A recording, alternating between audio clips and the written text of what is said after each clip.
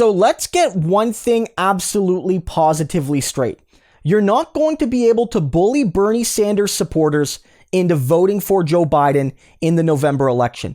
Shaming them, bullying them, it's not going to be productive. If anything, it'll be counterproductive. And yet, I've been seeing a lot of that on social media.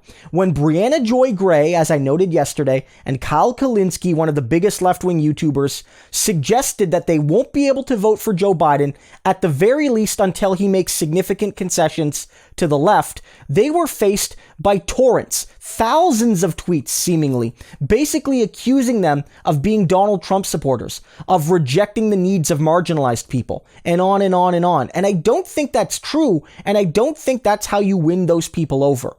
Right now, there's two broad camps within the Bernie movement. A lot of people, like Bernie himself, feel that voting for Biden, at the very least for harm reduction, is something they have to do. I understand and respect that position, but I also understand and respect the position that because of Biden's right-wing ideology or his personal scandals regarding people like Tara Reade, that a lot of people cannot vote for him. I think both of those sides have reason, and neither of them are bad people for taking the positions they have taken. If you want to convert somebody from one of those positions to the other, let's say you're a Biden supporter and you want to get Bernie Sanders people that aren't with Biden over to Biden, you do not do it by calling them Trump supporters. Most of these people, the vast majority of them, are on the left, further left than Bernie and certainly Biden and the mainstream Democratic Party. And they are not opposing Biden because they want anything to do with Donald Trump or right-wing ideology.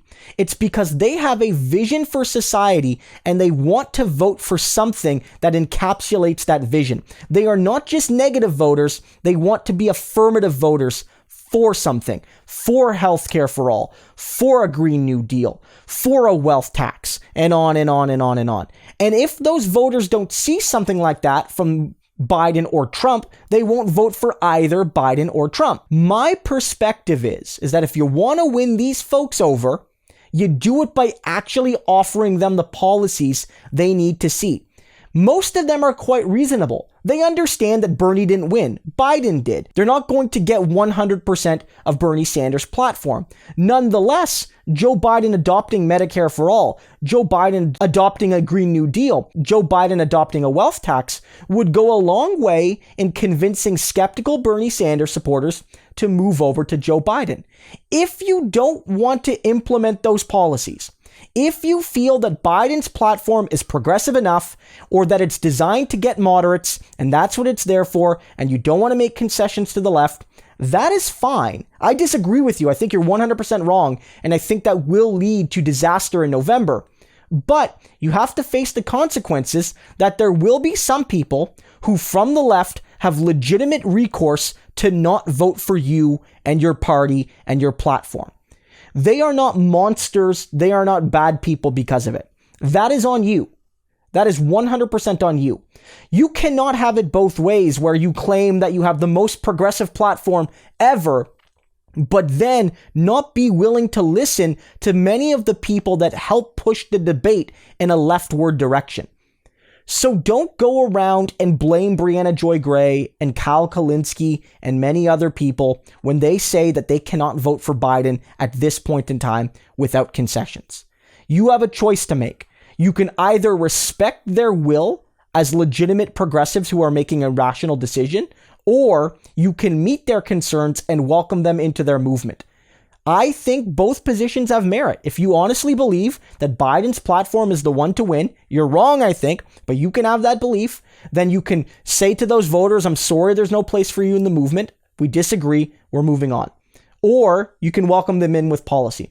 Saying that they're monsters and they support Donald Trump for not backing your platform that was designed to exclude them, I don't think is fair and I don't think is productive. And again, I think it's going to push away some Bernie supporters that are probably pretty close to moving over to Biden, but don't want to feel like they're being disrespected by the people that want their votes. So when I see stuff happening like I've seen to Kyle Kulinski and Briahna Joy Gray over the last couple days, I have to say that I think it's going to do a real disservice to the effort to defeat Donald Trump in November, because from my point of view, which if anything is probably closer to Bernie than it is Briahna Joy Gray and Cal Kulinski on this particular question, I don't think I've made up my mind, but my viewpoint right now is that maybe it is important to practice harm reduction. I think that this is a really, really big mistake to make people feel like they are just as bad as Trump because they don't want to vote for Joe Biden.